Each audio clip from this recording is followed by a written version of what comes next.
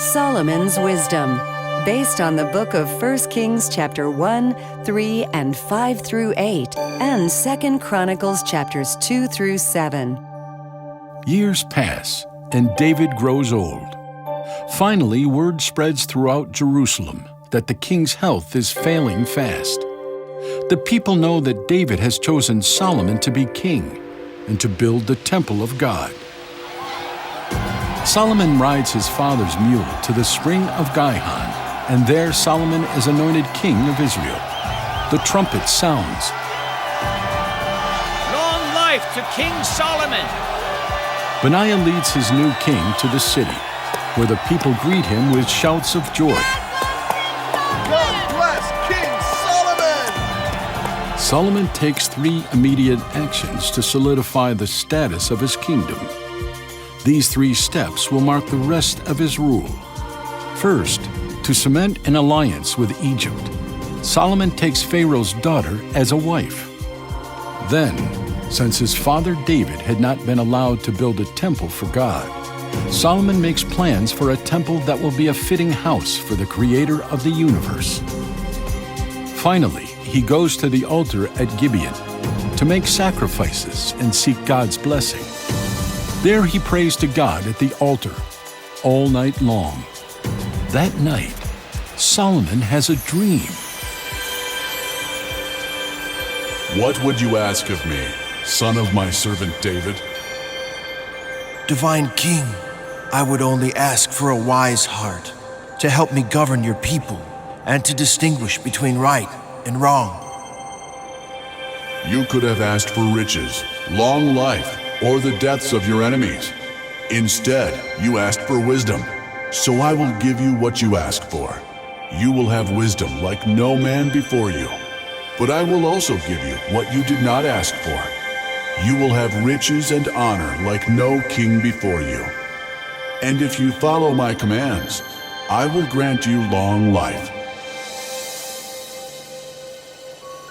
When Solomon wakes up at the altar the next morning, he praises the Lord for promising him such great blessings. He prays that God will help him use his wisdom to help his people. Soon afterward, God gives him the opportunity to test his wisdom. 2 poor women each had a baby at the same time. One mother's baby had died, and now she claims the other baby as her own. But nobody knows who the real mother is. It's my baby! No! Hers is the one that died! Well, since we have no way to tell who's lying, there's only one thing to do. They'll have to share the baby.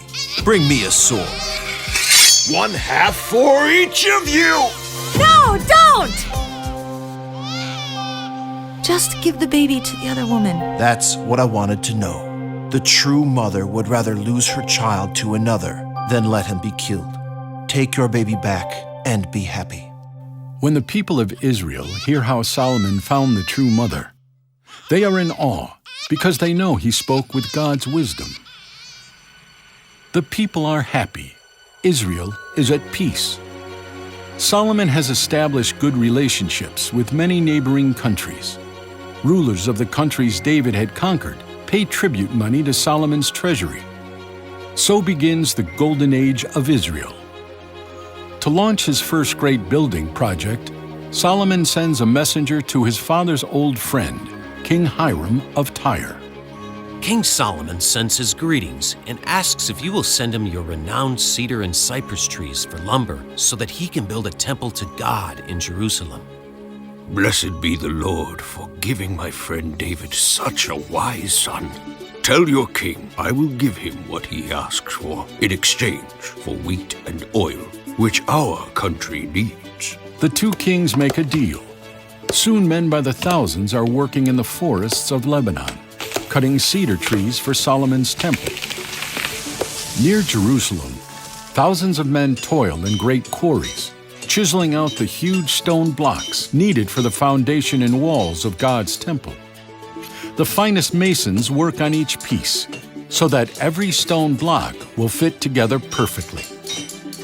The cedars of Lebanon, the finest wood known to man, are shipped from Tyre. Some logs are carved into huge pillars. while others are set into place for the roof. Next, bronze is used for the metalwork. Meanwhile, the finest gold craftsmen in the land are working on all the furniture and necessities for the temple. Solomon's wish is to have all of God's temple gleam with gold. After 7 long years of hard work, the magnificent temple of God is completed. Men, women, and children from all corners of Israel crowd into Jerusalem to watch the priests carry the sacred ark into the temple. Inside, in the Holy of Holies, a dark, windowless, heavily curtained room, the ark is carefully placed beneath the protecting wings of 2 15-foot cherubim. Then, before all the people in Israel, Solomon kneels in prayer.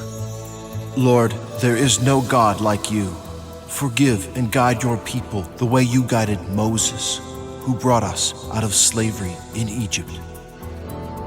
And Solomon reigned for 40 years.